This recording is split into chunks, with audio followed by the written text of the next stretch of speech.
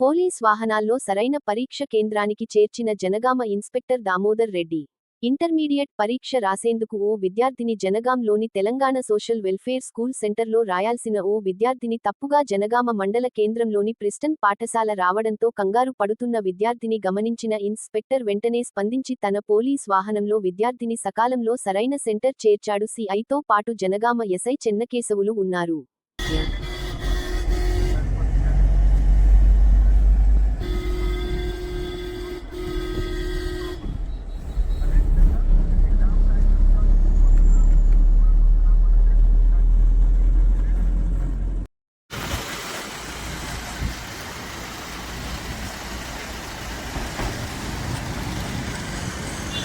Ram, perlu semua.